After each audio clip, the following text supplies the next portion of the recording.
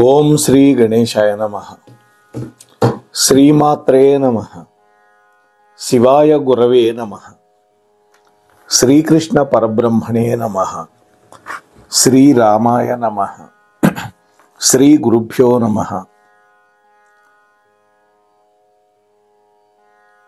నారాయణం నమస్కృత్య నరం చైవ నరోత్తమం దేవీం సరస్వతీం వ్యాసం తతో జయముదీరయేత్.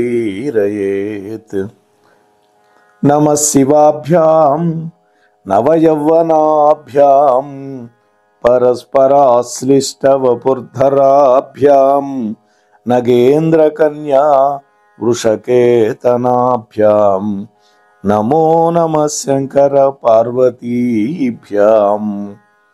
హర హర మహాదేవ శంభో శంకర. పరమ పవిత్రమైనటువంటి ఈ కార్తీక మాస సందర్భంగా ఈరోజు నుంచి మనం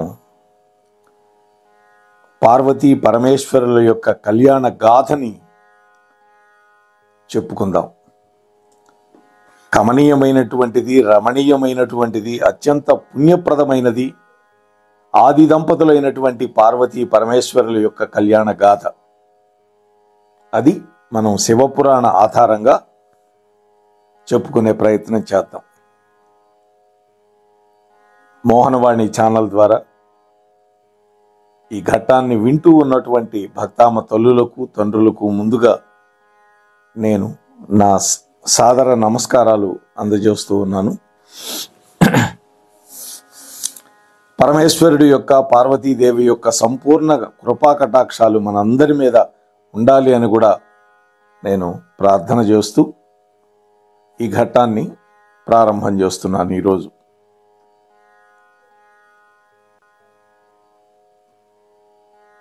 దక్షుడికి పుత్రికగా పుట్టింది జగన్మాత సతీదేవిగా.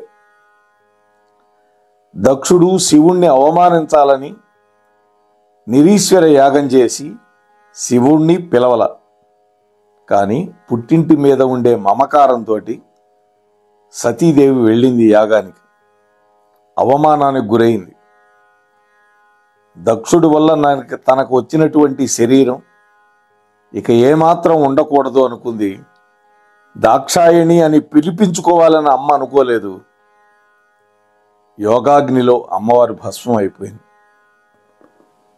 ఆ తర్వాత వీరభద్రాదులు వచ్చి ఆ దక్షుడి యాగాన్ని ధ్వంసం చేయటం,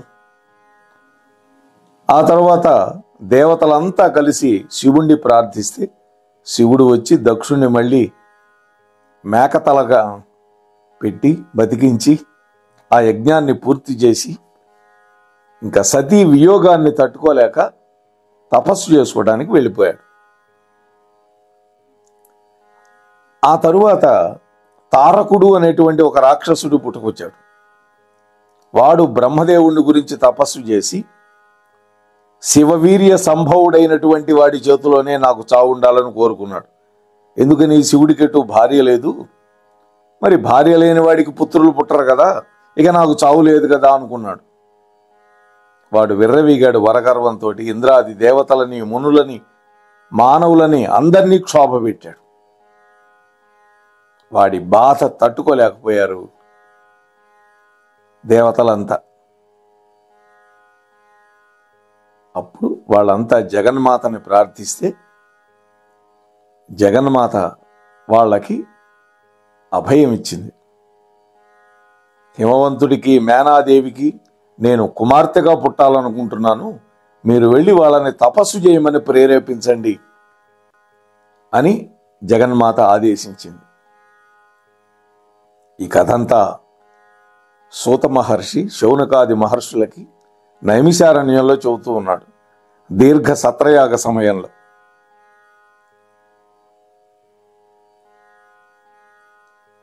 అప్పుడు సూతుడు చెప్తున్నాడు, ఓ మునులారా, పార్వతీ పరమేశ్వరుల యొక్క కళ్యాణ గాథ గురించి మీరు అడిగారు కదా వినాలని, వినండి. భరతఖండానికి ఉత్తర దిక్కున హిమవత్ పర్వతం ఉన్నది. ఆయన్ని హిమవాన్ అంటారు. దానికి రెండు రూపాలు ఉన్నాయి, స్థావరము, జంగమము. స్థావరం అంటే స్థిరంగా కదలకుండా ఉండే రూపం. జంగమము అంటే కరచరణాదులతోటి నడిచే రూపం మనలాగా. ఇందులో సూక్ష్మ రూపమైనటువంటి ఆత్మ యొక్క కథను మీకు చెబుతాను వినండి అంటున్నాడు సూతుడు. ఆ పర్వతం తూర్పు పశ్చిమ సముద్రాల వరకు వ్యాపించింది. ఎలా ఉందిట అది? భూమిని కొలిచేటటువంటి ఒక మానదండమా అన్నట్టుగా ఉంది. అంటే ఒక కొలబద్దలాగా ఉంది. మానదండము అంటే కొలబద్ద. శంకరుడికి అత్యంత ప్రియమైనటువంటి పర్వతం అది. మిగిలినటువంటి దేవజాతులన్నీ, మునులు, ఋషులు ఆ పర్వతాన్ని ఆశ్రయించుకొని తమ యొక్క తపస్సులు చేసుకుంటూ ఉంటారు. ఆ పర్వతం మీద తపస్సు చేసిన వాళ్ళకి సిద్ధి నిశ్చయం. ఎందుకంటే ఈ పర్వతం విష్ణుమూర్తి యొక్క అంశతోటి ప్రాదుర్భవించింది. అది దీనికి ఉండేటటువంటి మహాత్మ్యం.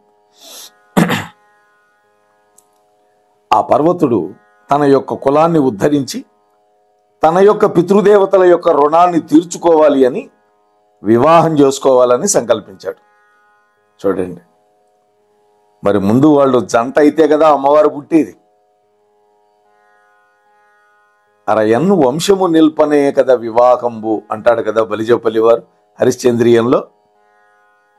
అందుకని పితృదేవతల యొక్క రుణం తీర్చుకోవాల్సిన బాధ్యత ప్రతి వాడి మీద ఉంటుంది. అందుకని పెళ్లి చేసుకొని తీరాలి. పెళ్లి అనేది కేవలం కామోపభోగాలను అనుభవించడానికి మాత్రమే కాదు, వంశోద్ధారకుడైనటువంటి పుత్రుణ్ణి కని దానివల్ల తనకు పున్నామ నరకం తప్పించుకోవటం ఒకటి, తన పూర్వీకులైనటువంటి పితృదేవతలని ప్రతి సంవత్సరం పెట్టేటటువంటి తద్దినాలతోటి ఉద్ధరించటం అనేది. ఆ సమయంలో దేవతలంతా కూడా ప్రకాశరూపులైనటువంటి పితృదేవతల దగ్గరికి వెళ్ళారు. దేవతలు, ఓ పితృదేవతలారా, బుద్ధిమంతుడైనటువంటి హిమవంతుడు ఇప్పుడు వివాహం చేసుకోవాలనేటువంటి ఉద్దేశంలో ఉన్నాడు. మంగళ స్వరూపురాలైనటువంటి మీ జ్యేష్ఠ కుమార్తె మేనాదేవిని ఇచ్చి అతనికి వివాహం చేయండి అని వాళ్ళు అడిగారు. పితృదేవతల యొక్క కుమార్తె, అందులో జ్యేష్ఠురాలు మేనాదేవి. మేనక అనేటువంటి పేరు కూడా అంటుంటారు, కానీ మేనక అప్సరస, ఏమి అప్సరస కాదు, పితృదేవతల యొక్క కుమార్తె. ఆ విధంగా వివాహం చేయటం వల్ల దేవకార్యం, లోకహితం కూడా సిద్ధిస్తుంది అని వాళ్ళు చెప్పారు.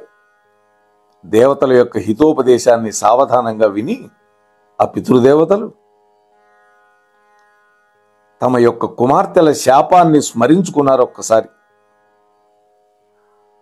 గతంలో ఈ పితృదేవతల కుమార్తెలు చిన్న పిల్లలుగా ఉన్నారు, ముగ్గురు. ఈ ముగ్గురు విష్ణులోకంలో విష్ణుమూర్తి పక్కన కూర్చొని ఉన్నారు. ఆ సమయంలో సనక సనందనాదులు వచ్చారు. లేచి నమస్కరించాలి కదా, వాళ్ళు గొప్పవాళ్ళు, బ్రహ్మమానస పుత్రులు. వీళ్ళు లేవల. కోపం వచ్చింది వాళ్ళకి. మీ ముగ్గురు భూలోకంలో జన్మించండి అని శపించి వాళ్ళు వెళ్ళిపోయారు. ఆ శాప ఫలితంగా ఈ పితృదేవతల కుమార్తెలైనటువంటి ఈ ముగ్గురు ఆ తర్వాత కాలంలో భూలోకంలో పుట్టారు. ఒక ఆమె మేనాదేవిగా వచ్చింది, మరొక ఆమె సీతమ్మని పెంచినటువంటి తల్లి ధన్యాదేవిగా వచ్చింది.